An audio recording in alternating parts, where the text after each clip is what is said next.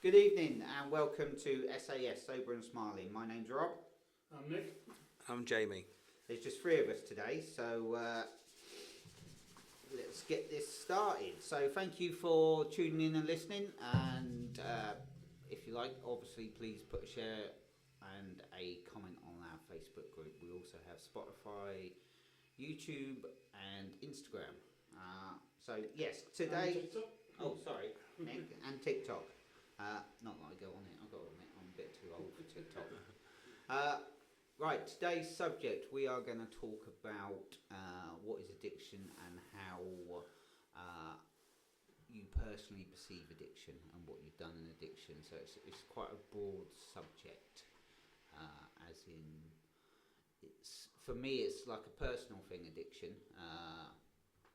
You can't really explain to somebody what it is. So I've been to plenty of meetings where like a newcomer's come in and they've sort of like said to me,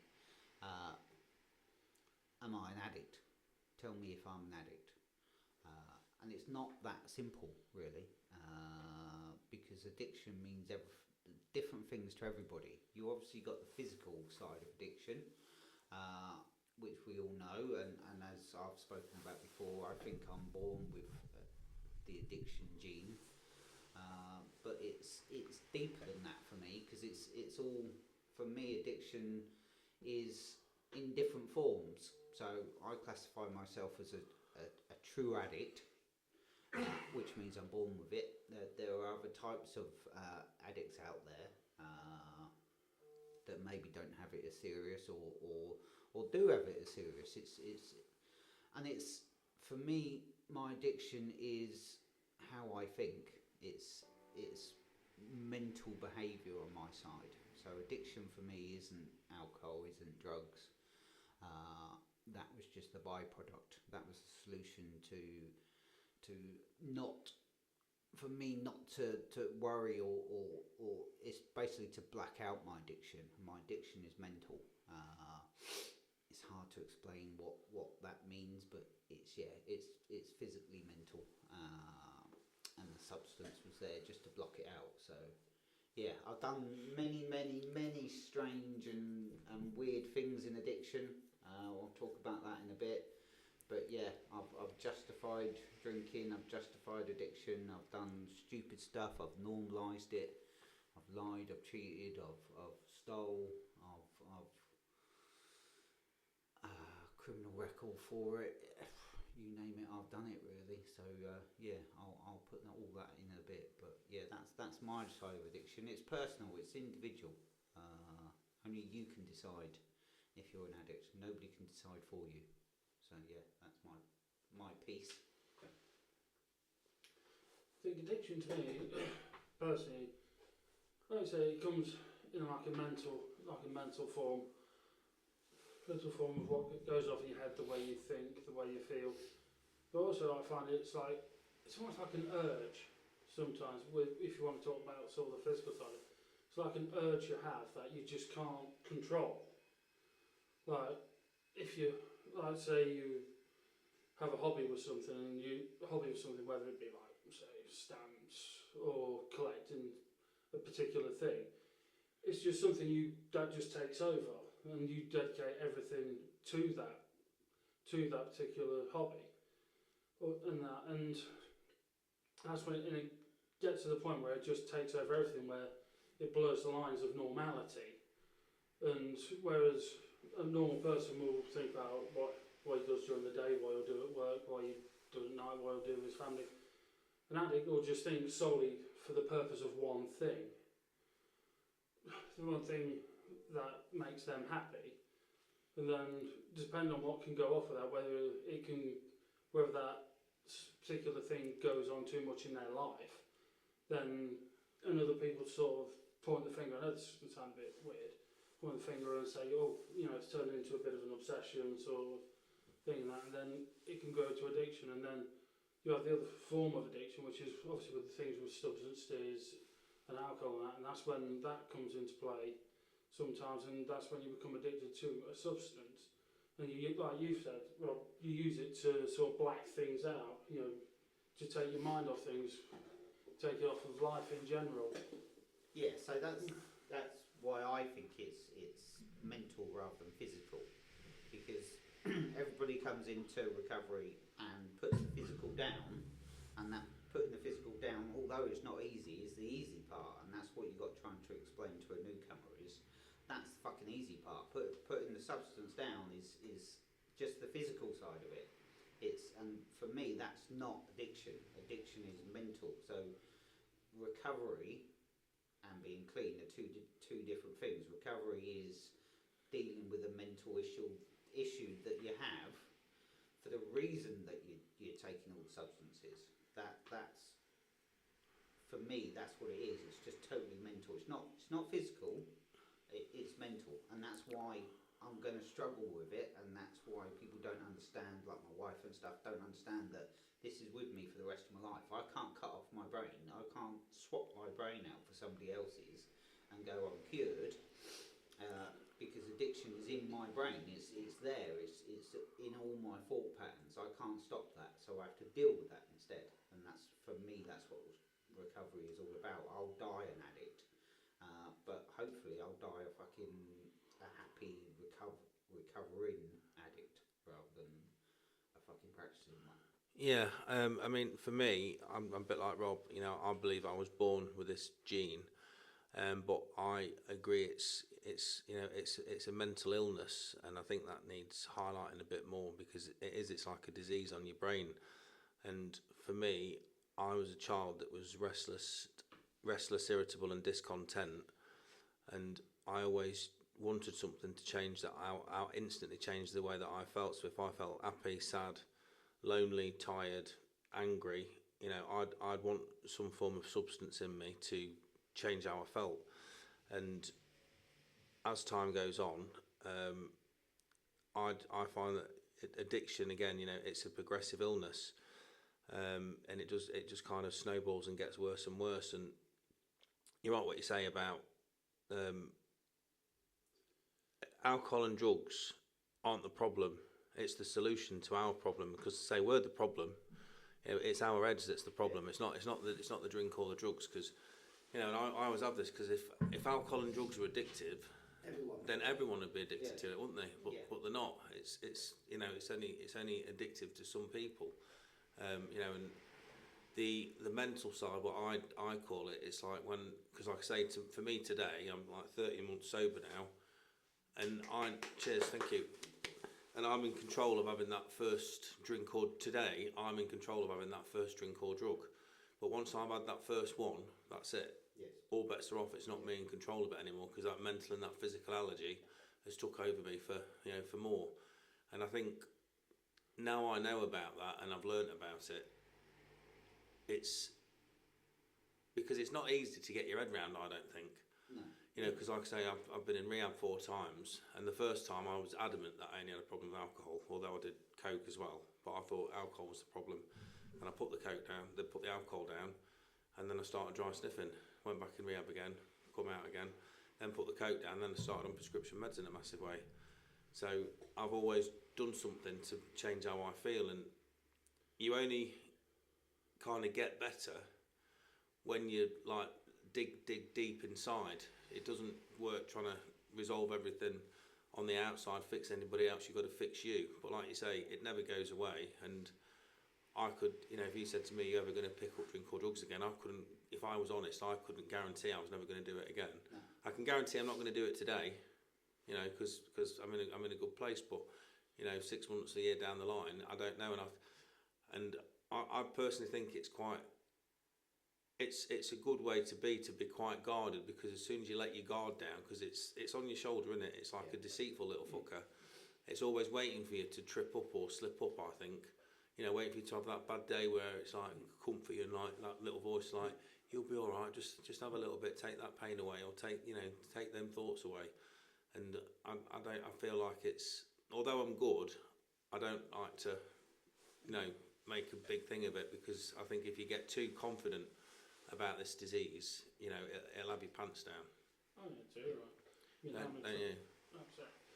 Yeah, I mean, how many times we've been in like rooms and stuff like that, and there's been people there who they come in sort of the proverbial lowest, and you see them build themselves up, and you're like, oh, and you can always see when someone's changing. They've got that glow in the face, and they look and sound so much different and better, and you're like, good on you, mate, well done. And you just feel so happy for them because they're getting to where you are, and you're like, yes, brilliant. And then out of the blue, like a few months to a year down, 2 years, whenever down the line, all of a sudden, you either see them in the street or you bump into them and they're like, oh, you're like, mate, how are you? Oh, I slipped and stuff like that. And you sit there and you're like, oh, Jesus, and you say, oh, what happened? Oh, well, it usually is down to just, like you said, the one bad day thing. That one bad day, but it's not only that, because that voice in your head will tell you want that bad, and when you kind of got a bit of clean time under your belt, your head starts to try and convince you that you're in control of that, taking that drink or drug today. You've done it, you're a year sober now, you'll be right having a little bit now. You've not done it for that long before, you're in control. But it don't, and then you just think, and then all your head think, because I thought about it the other day, but your head don't go back to where it was, in the over the last 5 years. My head takes me back to my 20s when I was out partying, having fun. That's where my head goes. It don't want me to think about the last 6 years have been a fucking car crash, and I've stole money, and I've done shit I shouldn't have done, like drunk drove, and done crazy stuff that I would never do sober, because it's not me that's in control. But my head doesn't want to go to that part, it just wants to go to the happy times.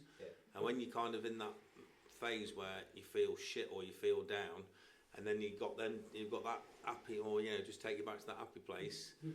It's very deceiving. But I like I say, I've tried it too many times. I've relapsed. The last kind of 5 years for me is kind of hit that nail on the head for me, that it don't matter how clean and sober that I am, I will never be able to drink or take drugs sensibly like normal people can. No. Because I say I know I've got another relapse in me, but I won't come back from another relapse because it's got proper dark for me now. Yeah. That Groundhog Day cycle that you get stuck in every single day, that mental obsession, and I'm so grateful not to wake up with that today. That it's gone, completely gone. I won't swap it for all the money in the world to have that, to be back in that headspace. Oh no, but you don't in your dark days, and we all have them. Even like after 8 years clean, you still have them. I'm ill at the moment. I've been ill for about a week and a half, and there'll always be a low point because illness is my big fucking trigger. And me. And my brain, which is why again it's a mental disease, my brain will give me just a glimmer of a thought that it's that reward system, because your dopamine levels is what triggers all this shit off, and it's your brain wants that reward system. So your brain will always fucking talk you into taking the next fucking drink or taking the next hit, always, because it remembers that high, that first high you ever got, and you're forever chasing that fucking dragon to get that, and it will be with you for the rest of your life. I've known people that are sort of like 30, 40 years clean, and that reward system will get them. One day it will get them because they're low and they don't remember their program, or they'll suddenly get it and think they're invincible. When you say these new people come into recovery and they're at the lowest, and you see them fucking look like a piece of shit, and we've all been there, and then they get this glow and they recover, that's the fucking dangerous time. That's when I look at someone and go, you need to be careful, because you're spouting all this pink fluffy cloud shit that you've got it, that you fucking, you've got it nailed, and your brain will talk you into, you're good now. And you don't need to do your routine that you've been doing that's kept you that's kind of kept you sober. All the stuff that you've been told to do to keep you sober. Yeah. You think 3 months down the line, 6 months down the line, I'm cured. Yeah. And then you stop doing everything that you've been told to do, and then you fuck up again. That's it. It's like going to. I look at it as like going to the gym. So you go to the gym, you have this big fucking blowout at Christmas, and then you go to the gym because you want to be fit and fucking healthy, and you do it for a couple of months, and then you think you're fine, and then you stop going. Yeah. It's the same sort of thing. But this shit is fucking, it's life and death. If you're proper addict like we are, then it's life and death. You can't ever stop. You can't ever not go to battle every single day. You can't not do it. It becomes automatic, and you don't. It's all, most of it's subconscious, but it has to be done every day. Otherwise, you just fucked, don't you? Yeah. You have to do. You don't get, like I say, you don't get a day off doing like your stuff that you have to do to keep your head in a good place. Well, thing is, I could probably have a day off, and I'd probably be all right. But how my head works, if I had one day off, my head would say, "Well, you had one yesterday off, and you was all right. Have another day off." Yeah, talk to you. And then so you've just done 2 days, and you're fine. Have another day off, and then that's how that would go. And then 2 weeks down the line, my head's got busy again. Yeah. You know, everything's all over the shop. I don't feel in control of me. Yeah. You know, and shit starts going wrong, and I don't know how to get it back in control. And I think, I mean, I've got a program today, but I'm not anal with it like I was, and I don't kind of burn myself out with it, and I'm not regimented with it now. It's, you know, I kind of do it between a certain time and a certain time, and sometimes it takes 5 minutes, sometimes it takes 10 minutes in the morning, and the same at night.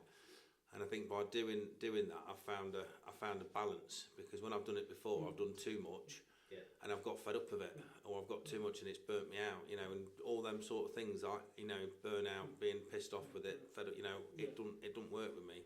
So what I do now, it's manageable, because I'm not a very manageable person. I try and set my goals too high all the time, and when I do that, I'm always setting myself up for a fail. Yeah. You know, and then you set yourself up for a fail that you know you're going to fail from, but then you're beating yourself up. Yeah. But in a weird way, you've kind of got a relapse in the, like, parked on the shelf for you. And this is kind of what I've realised now. The more I do it, the more I talk to people here. You kind of you're setting, you know, months, because like I say, a relapse for me, it never happens, you know, there and then, that spare the minute. It's always like premeditated from weeks or, you know, months ago, and you've got something parked on the shelf, and, you know, it might be a promotion at work in 2 months down the line, or like a Christmas party or something later on in the year. You've kind of, in a weird way, you've kind of got in your head, right, if I get through to that date, you know, I've had 6 months off or whatever, I can go then, and if I get that job, whatever happens to it, if I don't get it or I do get it, I've got an excuse to go out and get fucked. Yeah. You know, and it's like that premeditation all the time, and it's like, it's almost like if you don't catch it, what your head's doing, you go into like autopilot, and you do it. It's like I said to you, when I had like quite a strong using thought in the beginning of the year, when I got hay fever and my nose started running, and instantly my head just said to me, you've got hay fever. Everyone will think you've got like a runny nose. You'll get away with having some coke. Yeah, exactly. Yeah. Just the madness of it. But I spoke about it, so it took the obsession of it away. But I think if I'd have kept that to myself, I think that would have been me stitching myself up for a potential relapse. And, you know, when I got hay fever again, because my head had convinced me that I'd have got away with it. And and it's like you just go into autopilot, go into a dealer's house, and before you know it, it's like it's there. It's like, how the fuck have I got that? Yeah. You know, it's like the shop when the first time I come out of rehab, I had certain places that I used to go and get vodka from, and I was on the phone to somebody, and I'd only been out of rehab like 2 weeks, and I'd parked up, and when I looked out the window, I was parked up outside the shop that exactly where I used to park to go and pick some vodka up, and I was like, how the fuck have I got here? Because I didn't take myself there. I just turned up at this place and parked up outside there. Yeah. I was like in autopilot. It's madness. Yeah. It's amazing what your brain can do in that respect. One of the only times I've had a near proverbial relapse, I remember, well, I'll give 2 examples. One was, God, I think it was, I got clean in December, and in the March, it was like St. Pat's. This was just before COVID kicked off. And I was saying to myself, like, I used to make a big thing of St. Patrick's Day every year. That's right, it was just a big thing. So I wake up St. Pat's morning, and I'm like, I'm in the flat. You know, my brother's gone work and I've got a day off, so I'm like, oh, okay, great. My brain's gone into a weird form of autopilot. So I'm sitting there going, oh, what should I do with St. Pat's? Oh, I'm not even thinking properly. So I was like, Joe, I'm going to go get Bob Jameson's and have a fucking good thing. And I've literally walked down my flat, and I'm sort of halfway up the road, and all of a sudden my brain's gone, stop, what the hell are you doing? And I was thinking, oh, crap, what am I doing? And I was literally halfway to the shop, ready to get a bottle of Irish whiskey, just because it was St. Patrick's Day, and then I was like, Jesus, I just sort of stopped in the middle of the road, just looking absolutely horrified at myself. It's like, Jesus, I can't believe I thought that. Yeah. Obviously, I turned straight back round, went straight back in the flat, and I was like, wow, I didn't even see that coming. Yeah. I think when what was the other time? It was actually long after we all came out of lockdown, and you start getting like the COVID immunisation jabs. Now the first one I was fine with, but the second one for some reason knocked me absolutely for six. I remember being at work and I was trying to lift up wood and I had no strength or anything. I just couldn't do it. I just felt like crap. And so when I got home, I literally got home and I just started shivering uncontrollably. So I went to bed and I woke up the next morning. I rang work up and just said like, look, I don't feel well. I'm no good to nobody. If I come in, I'm just going to be a liability. So I had the day off work and I was like feeling really crap. Then I had like a cough and like bunged up things started coming up. And I'm sitting there thinking, how do I get rid of this? And my brain just went to, tell you what, get a bottle of brandy. Bottle of brandy, because that's the first thing I used to do whenever I had cold, sore throats or anything, bottle of brandy straight away. Almost have hot toddies with whiskey. And I'm sitting there thinking, yeah, that's a great idea. And I'm about ready to get out of bed and I'm thinking, and again, my brain just went, what the hell are you doing? Mm. I'm like, oh crap.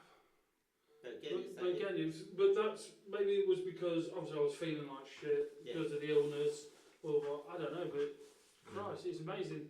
Like I said, just that one little offset moment we can easily take you back. Okay, they were in my first couple of years, but you know, Sunday I'll be 6 years sober, and mate. and I say nothing's happened. I haven't had anything like that in a very, very, very long time. I'm definitely not going to say it'll never happen again because we know that's because when you start thinking like that, like you pointed out earlier, Jamie, that's when you can get complacent, and that's when these things can sneak up on you. Yeah, yeah. And that. But again, yours was when illness kicked in. So illness is a big trigger, whether people realise it or not. Illness is a massive trigger because your brain, you're at this depressional low, and most addicts I know, we are quite depressive people.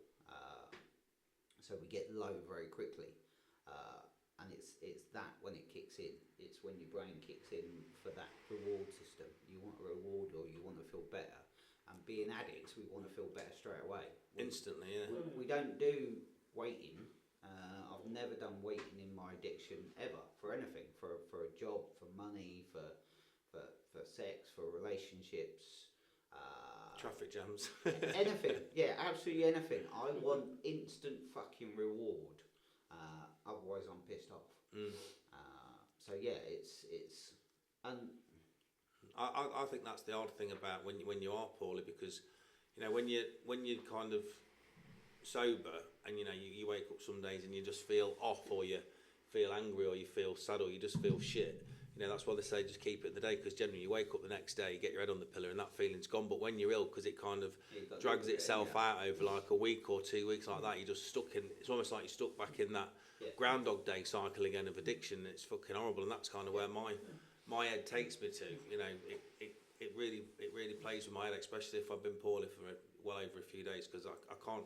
It kind of starts putting me further and further down that hole. Yeah. I've got a question to both of you two guys, and this is something I've spoke to a couple of people about, and this is quite true. I found, you know, before when we were in addiction and that, the illness didn't even stop us. You know, if you had a cold or flu or anything, you just went and powered on. Have you guys found that since you've been in recovery? I don't mean this to sound like a downside to recovery. You've been ill. It hits you so much harder when you do get. You are more frequently, and it hits you just that much harder. Has that happened with you guys, or? Yeah, I get that, because I think well, drinking drugs, you're numbing not just numbing your emotions, you're numbing your body and your head, aren't you? Really, so you don't feel anything. I mean, I think when you come out the other side, you know, I remember having all sorts bloody wrong with me for about, you know, I had colds and bloody this wrong with me, that wrong with me, infections and stuff, and it was all. I think you just you just numb it, all. Excuse me, you just numb it all out. Yeah, no, you're quite right. If I look back, I've probably been my illest I've ever been since going into recovery. Absolutely, every single thing that you could think of has been thrown at me in recovery, and for me it's like a test. Yeah. see, because I know that obviously illness is my trigger, so I've had to sit with all of that, and I've had to sit with some quite major stuff that's wrong with me, as well as colds and flu and all that sort of crap. Because for me, because I hit it so hard, like for 30 years, it has an effect. And in addiction, you don't ever think of any of that shit, but it will bite you in the arse. And it totally bit me in the arse with illnesses and stuff, because you do damage to yourself. You've got to think of what you're putting in your body, and you do damage to yourself. And it's only when you come to recovery that you realise, oh shit, perhaps I went a bit far with that stuff. But I wouldn't fucking change it for the world now. It's just like I can live with this totally, because my life is just like mentally turned upside down, like absolutely mentally turned upside down. It's and I don't see it. It's only when I talk about it and stuff, and that's what's brilliant about stuff like this. Is about things like this podcast and meetings and stuff. Is to stay in active recovery, you need to speak. You need to talk about yourself, and you need to talk about your feelings and stuff. And it all helps. It's mental how like free, liberating, and how much it helps your recovery is just by speaking. Speaking your truth and being honest. Yeah, absolutely. It just totally changes you. And I see things totally different nowadays in recovery. Just amazing how life is actually okay, and enjoyable it is. But I don't see it from day to day. I don't ever see it, because it's just like, oh me, oh fucking hell, oh, it's poor me. But if I look back on it, which I do when I speak like in these things or go to meetings and stuff, it's amazing, totally. It is amazing. Another thing is, I mean, I suppose this one we could possibly cover in another one, in a different episode, but talking like the progress you make as a person. Yeah. And That's actually like quite a good podcast, that is. Yeah, because that's like a podcast. Yeah. I mean, that we could say for another time. The progress you make as a person. That's actually. Yeah. People are always saying to me that I'm totally different. I mean, back then, obviously, I was the black sheep of the family, and always. I was the black sheep of the family. Always fucking in trouble. Always fucking highly strung. Always in all sorts of shit. Needy. Yeah. Absolutely. Attention seeker. And now, it's like people come to me for advice. It's just like, oh, well, he's done that, and that would have never fucking happened. Yeah. So it's probably it's a really good subject. We'll yeah, maybe they'll do that one next week. I was the black sheep of the family. I was just a family goth, so that was. I literally was. The only problem is I didn't do the makeup thing, so I thought I'd go too far. I made me look like a panda. Trust me, if you've ever seen me, it's. Yeah, no, it'll be a really good one, because if I look back, the amount of shit I've done in my life, and the amount of grief and fucking worry and harm I've caused other people to what I am now is just amazing. Yeah. So we'll definitely speak about that. I think it's a good one, because like I say, because I've been sober 30 months, and the progress and you know what I've achieved in the last 30 months. I'm for once I'm actually proud of myself. Yeah. Which is something I've never said. You know, and it's quite a nice feeling. And it's nice to be I mean, this is quite a big thing for me in recovery, but it's nice to leave your mark on life. So, not to sound morbid or anything, but obviously we all like to leave a mark on life when we're not here, really. And I like to think that people will generally have a better fucking opinion of me now than back then. Because back then I was just a fucking waste of space. Waste of air. Just total. And it's just like, life is the most precious thing, and living in the moment is, as I've said before, is the fucking meaning of life and what everything is all about. And if we live that in active addiction, it's just a fucking waste, isn't it? Yeah. Basically. It is, yeah. You're here such a short time on this fucking world. You are. It is a short time. Yeah. Do you know what? It's kind of come quite apparent to me, and one thing that I've realised in like sobriety is I've always chased something and I've never really known what it is. You know, I've always wanted something. You know, like, you know, I've always said to myself, right, when I get that car, when I get that watch, when I get this and I get that, I'll be happy. And then I get it, and then I'm like, oh, maybe it's because I need this, this, and this. Yeah. And that's how I've gone through my whole life. And it's the first time ever that I'm not asked about anything. I'm happy. You know, I feel happy and content. Yeah. And again, that is like, I think that's such a big thing to actually say, because I just thought, I don't want anything for the first time in my life, because I'm always thinking, right, looking for the next best thing. You know, holidays, bloody, you know, going away, doing this, spending this, buying that, and it's just gone. And that is, I think that's massive. Yeah, and that's because for me, that's because you're doing exactly what you should be in recovery, and that's actually living in the moment. Yeah. Which nobody fucking does really, apart from people like us that do this shit. Yeah. Is you live in the fucking moment and not in the future and not in the Yeah. past, and that's what we try and do. And if you live in the moment, you generally are happy because you're not worrying about fucking what I've got to afford next. You're not worrying about fucking this, that, What he the said, other. you know, you're not asked about what people think either. Because No, I've always been worried about what people think of me, and you know, and feel like I've got like an image to, you know, to keep up and all that sort of stuff. But it's all, you know, doing this and doing that for people that don't give a shit. Yeah. It's all in your head, and I think that's part of the disease I do. Yeah. Making you think you've got to look a certain way and do this and do that, and it's all bullshit. Yeah, it is, You know, because nobody else fucking thinks about it. No, and like I say, once you get kind of fixed inside, it all just, you know, it all kind of goes away. But it's took me a long time to realise that, really. Right, we have to wrap it up. Anything left to say? No, We're good. Right, again, that went really quickly. I know I say it every week, but that went really quickly. So thank you for listening. Please have a share and a comment if possible. That would be great. We are here at Holton Hill in Skegness. Next week we'll come up with a subject, and we're going to talk about. we'll talk about that one. Yeah. Progress. We'll do progress. So please look out for that one. We'll post on Facebook and YouTube tonight the new episode, so have a listen to that. And we're going to do a Christmas special, so we're going to do one on Christmas Day, but it will be pre-recorded, but there will be a one dropping on Christmas Day, so have a listen out. So thank you from me. And thank you from me. Yeah, and thanks from me, Jamie. Good night. Thank you.